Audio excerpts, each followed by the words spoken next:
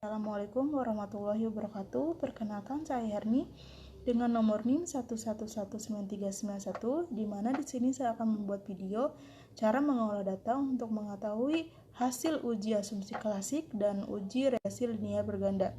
Di mana video ini adalah salah satu tugas UTS dari mata kuliah statistik berbasis komputer dengan dosen pengampu Rizka Rosdiana SE MSI. Langsung saja kita mulai cara mengolah data dengan aplikasi SPSS versi 26. Sebelumnya di sini saya sudah menyiapkan data primer dan aplikasi SPSS versi 26. Kita langsung ke Excel untuk melihat data primer yang saya akan olah. Di mana di sini datanya memiliki 4 variabel. Variabel bebasnya itu tingkat religiositas X1, motivasi X2, lingkungan kerja X3, dan variabel terikatnya itu kinerja karyawan, variabel Y.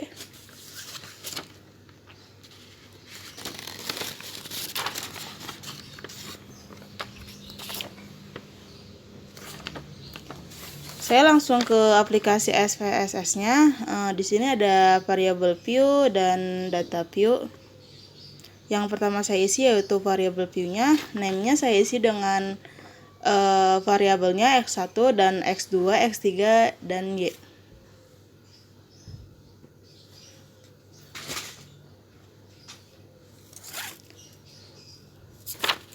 Di sini juga saya labelnya saya isi dengan nama variabelnya, di mana variabel bebasnya itu ada tingkat religiositas, saya copy saja.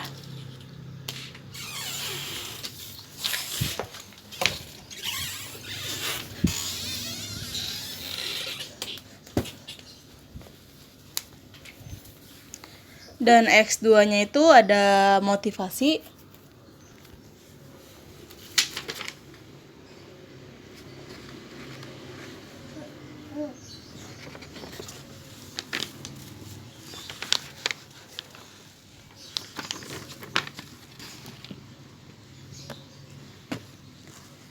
Dan X3-nya itu lingkungan kerja.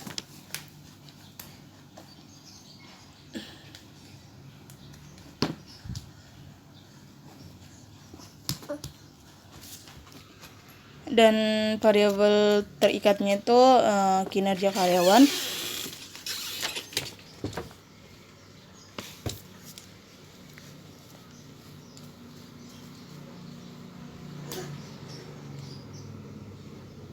Di sini measure-nya saya ganti dengan skala.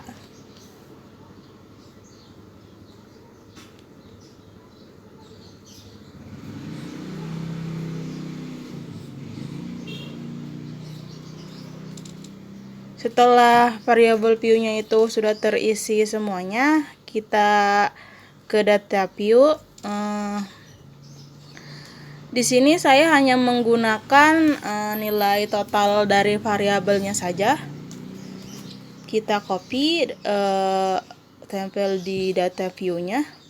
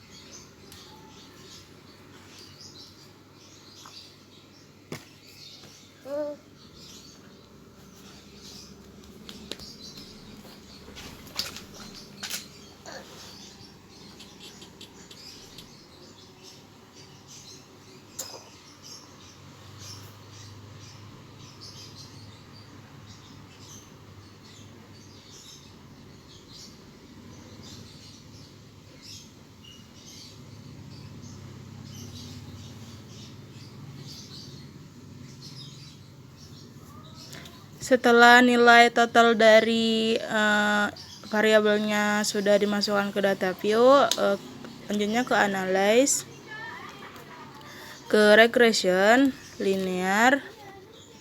Di sini ada dua kotak, yaitu kotak dependent dan kotak independent.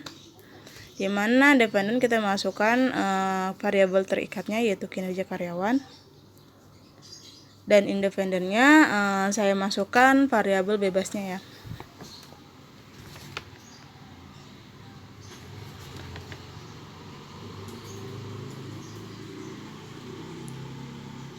Setelah itu ke statistik, klik collinearity diagnostiknya, continue, lanjut ke float. Di sini ada dua kotak, yaitu kotak Y dan X. Dimana J-rate-nya kita masukkan ke kotak X dan S-rate-nya kita masukkan ke Y.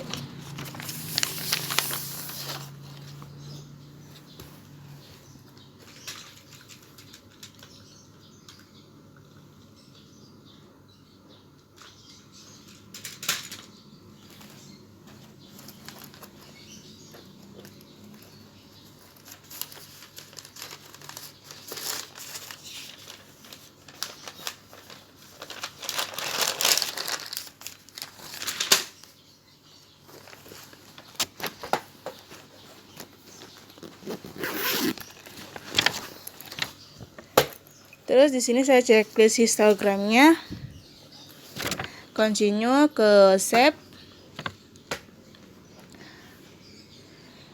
Di sini saya langsung ke residualsnya, itu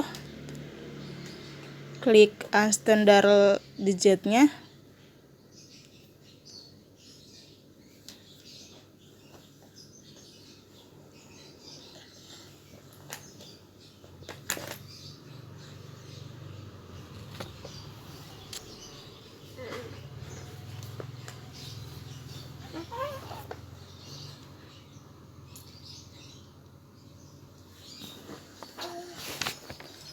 Setelah itu continue ke option.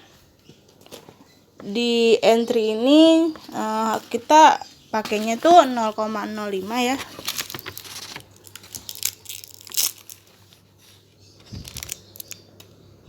Continue. Dan setelah itu oke.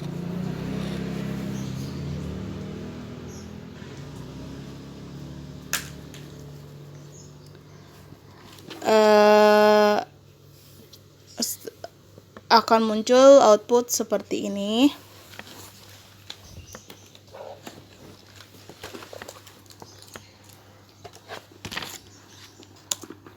Saya langsung ke lognya aja. Klik lognya.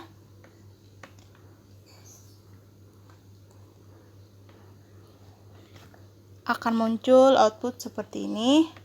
Dimana di sini ada model summary atau sampel summary, ada ANOVA, koefisien,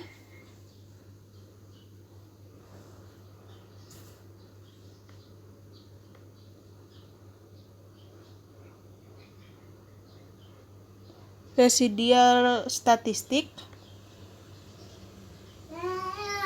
ada scat plot,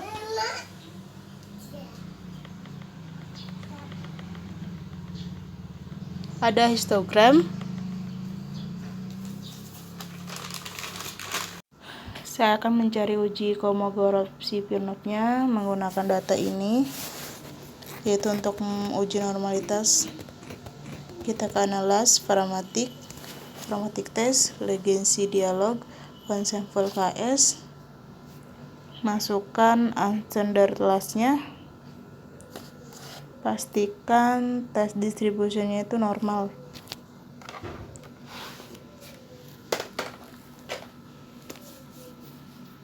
Setelah itu muncul output seperti ini, yaitu sampel Kolmogorov-Smirnov test.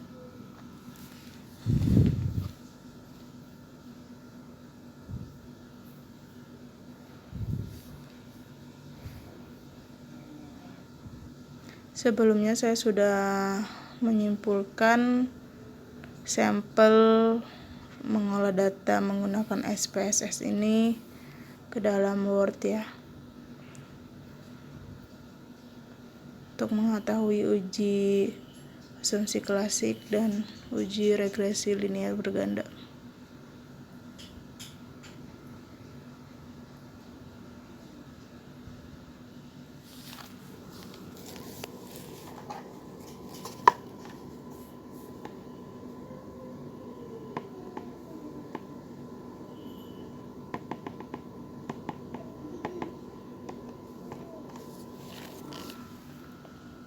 Di mana di sini uji normalitasnya itu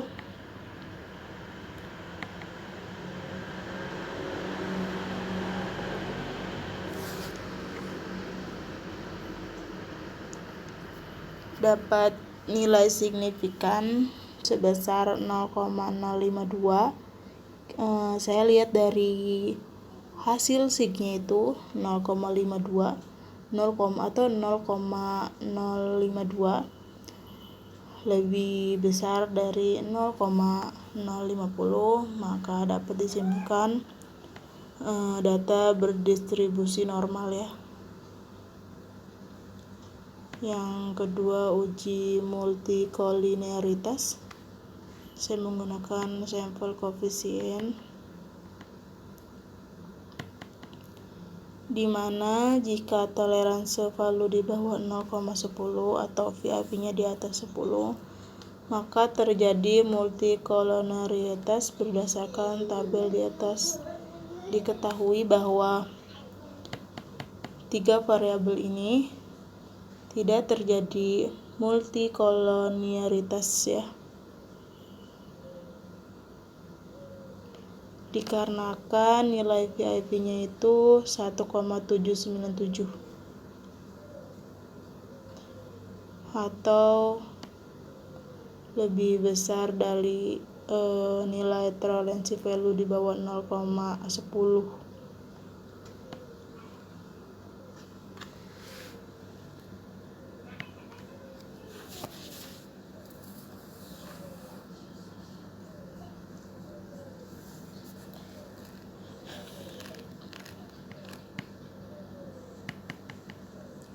Yang ketiga itu uji heterokedasitas. Saya menggunakan sampel scatter plot.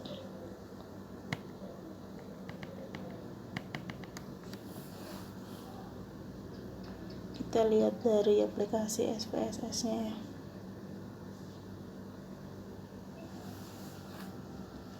Nah, di sini titik-titik yang ada di sampel ini tersebar secara acak dan tidak berpola di atas garis 0.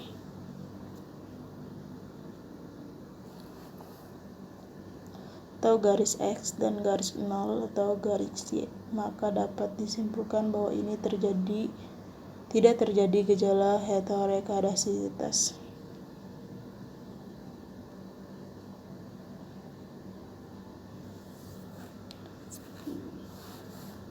Dan dapat disimpulkan juga bahwa uji asumsi klasik ternyata sudah memenuhi persyaratan.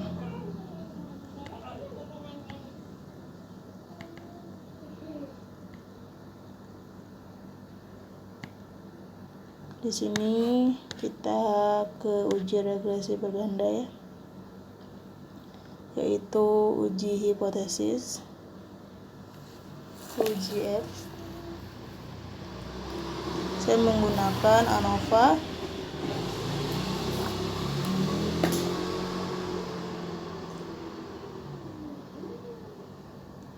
Di mana di sini terlihat nilai signya itu 0,00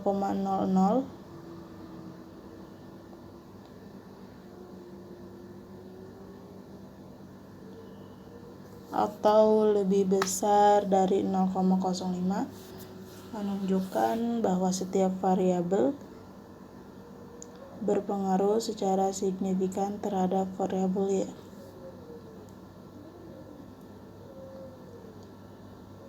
Y. Kita ke uji T. Saya menggunakan sampel koefisien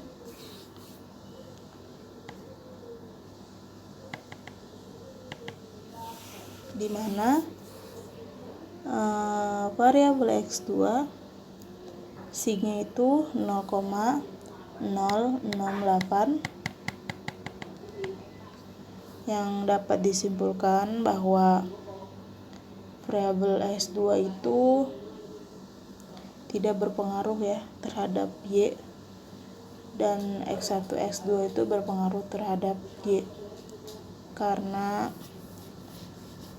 nilai si variabel X1 dan X2 itu lebih besar dari 0,05.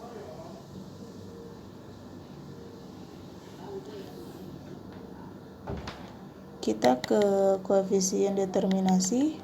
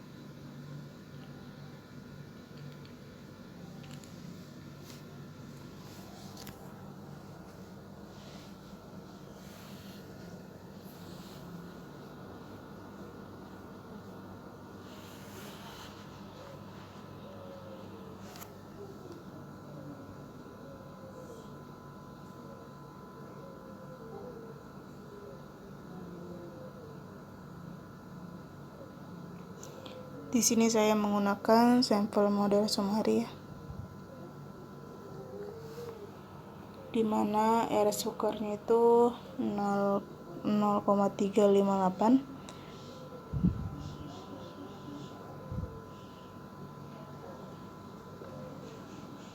dan dapat disimpulkan variabel X1, X2, dan X3 berpengaruh 30% terhadap variabel Y. Karena di sini saya